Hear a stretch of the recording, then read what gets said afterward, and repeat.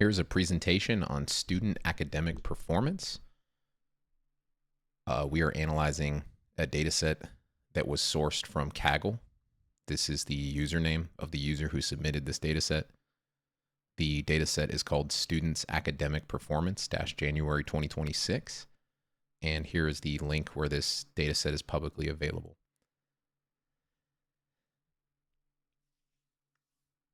As a preview, I guess, to get things started, here's what the data set looks like. There's 7,000 records, 13 variables, and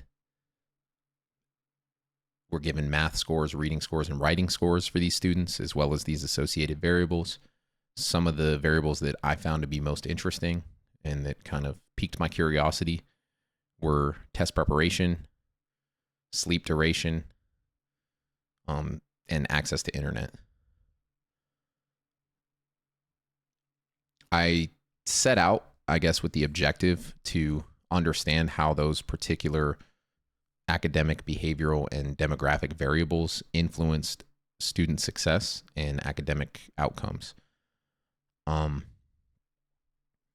main research question for this project is which factors are most strongly associated with student academic performance. So we'll jump into our ETL process.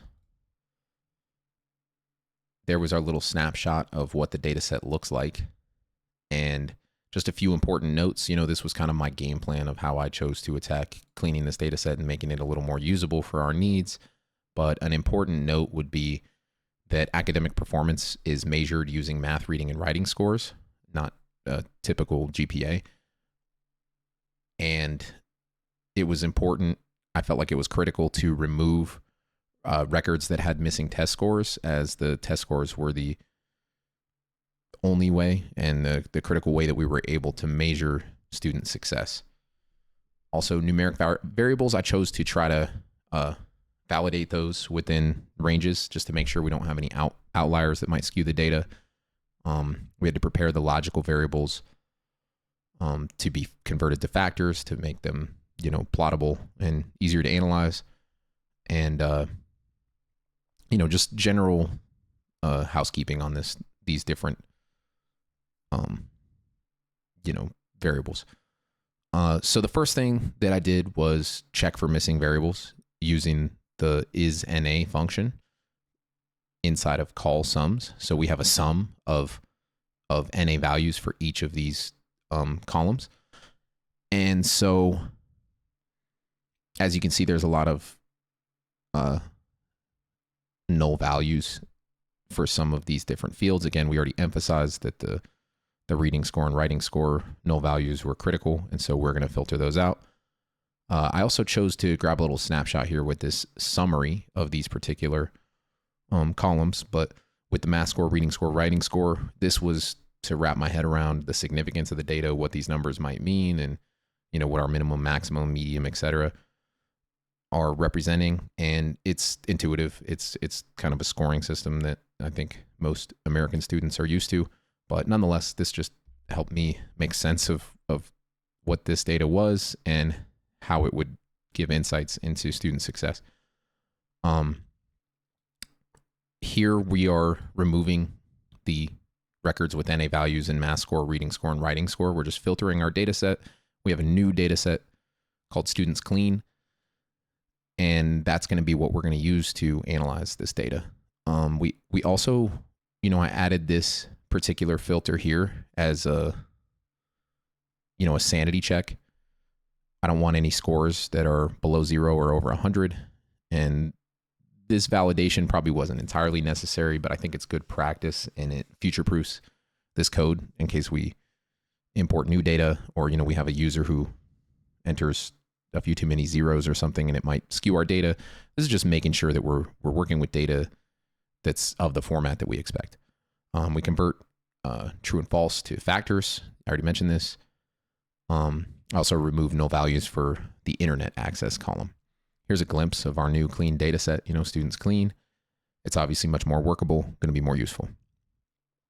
Jumping into our exploratory data analysis, this summary helped us make sense of what the mean, values are for these different scores. And as I looked at this, it fell right around that average 70 mark that we would expect. Math was the lowest scores, reading the highest. But this also helped, I think, inspire the pursuit of maybe a composite score. And that's what we have here. We have this average score, which is the mean of the three. And within the scope of this project, it made more sense to just lump everything under an average score, because we're not really diving into the significance of math, reading, or writing. We're mostly looking at other factors and how they influence scores as a whole. And so this felt like a good solution to add this column to the data set, to the clean data set. And I thought this would just make the process a little clearer and help us look at the student's success as a whole, not just in a particular subject. I use ggplot to create visualizations. That's the library I'm most comfortable with. I also, here, I'm actually cleaning the data.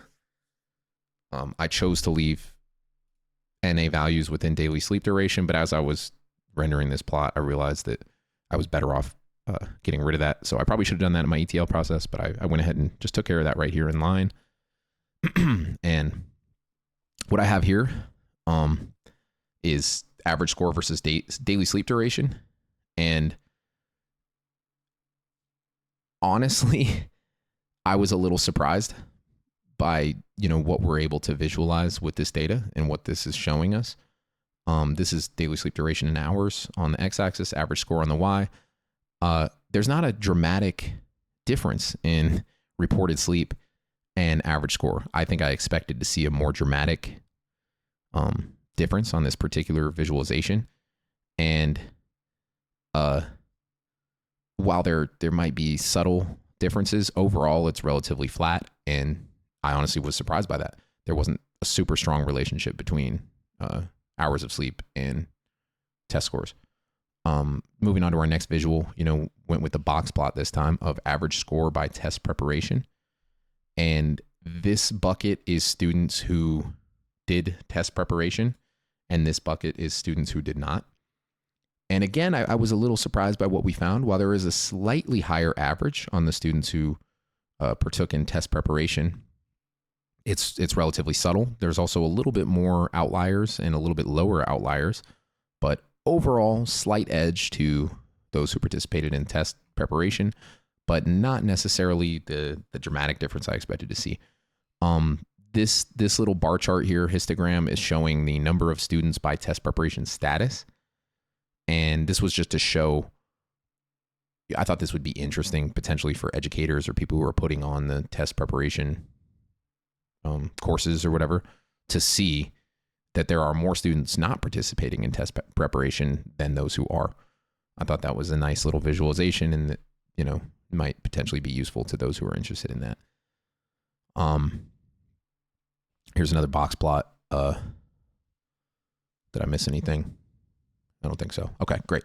A little box plot here, average score by internet access. The real takeaway from this was that there wasn't a dramatic difference, but there also wasn't a substantial amount of students who reported not having internet access, to the point that I felt like there weren't significant takeaways from this particular visualization. I think it's a compelling data point and in idea, and something that's worth pursuing, but I didn't feel that this data set had enough to offer in this regard. I kept the visualization in there.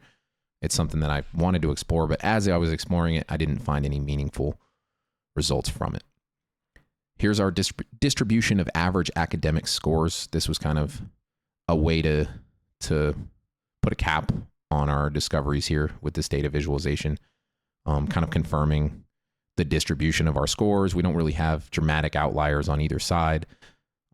It's a conventional, bell curve. I think nothing too out of the ordinary here, but I think it's a nice visualization to understand where students are falling when it comes to average score.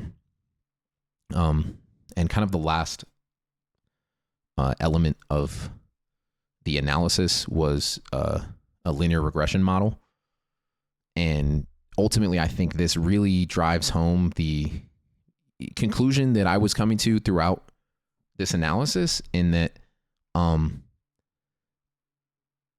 there wasn't really a statistically significant, in the book mentions a 0.05 level of standard error.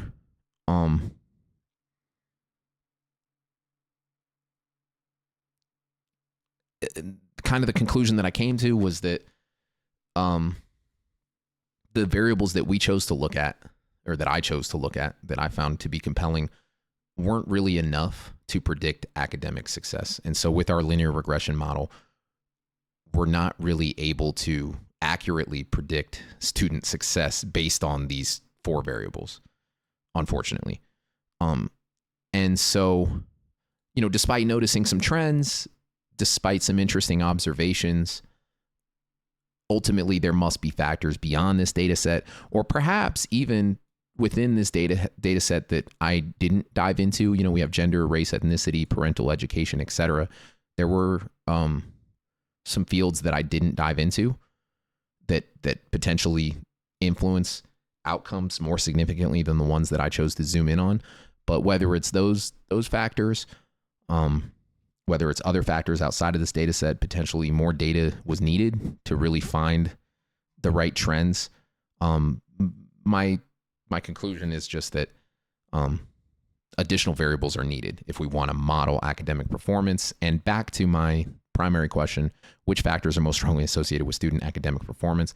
I don't feel that I was truly able to identify that, unfortunately. Thank you.